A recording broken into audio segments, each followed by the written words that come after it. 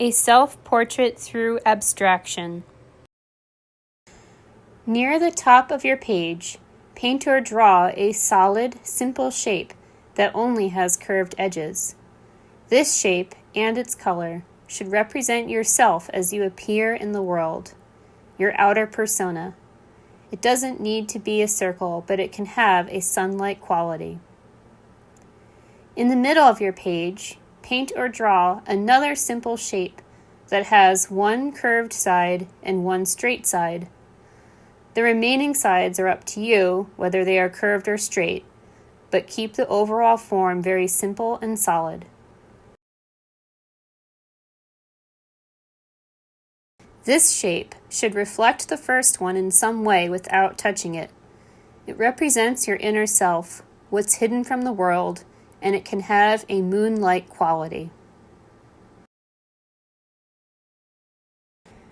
Near the bottom of the page, make a third solid shape that only has straight edges or sides. This one represents your physical life, where you live in the world, and it can have a more earth-like quality. It can have maybe 3 to 6 sides, but try to keep it very basic and simple.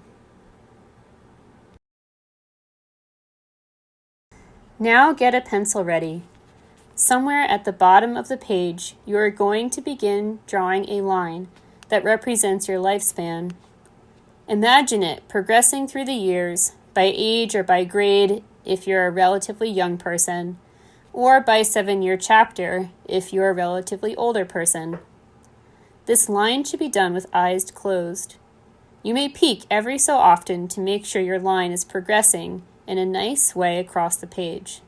Let's say 95% eyes closed and 5% eyes open.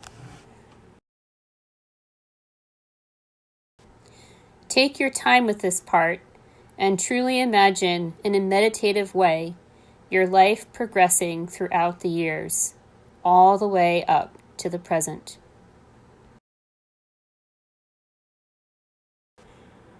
Choose a few new colors to make some new shapes.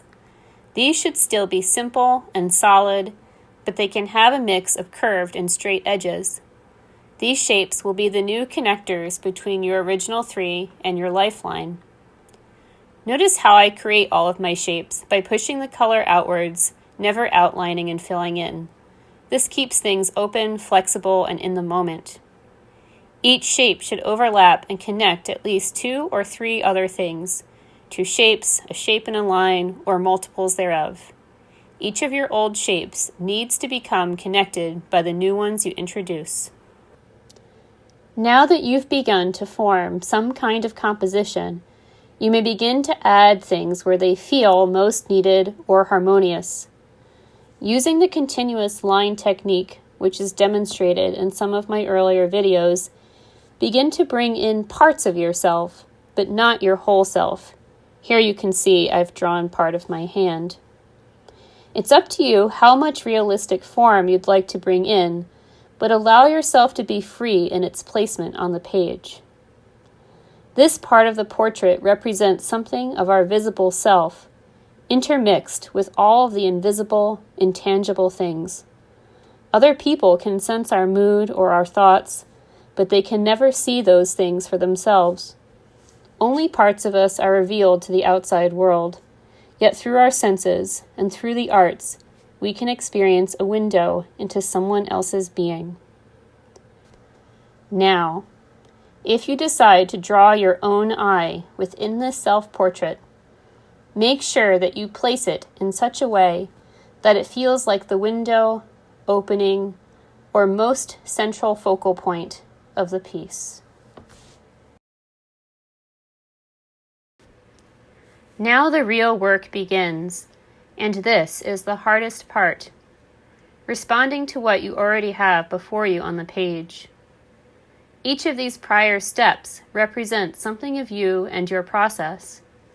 As you paint, your work is continually falling into the past part of your lifeline, and you are forever in the present as you create, moving towards the future.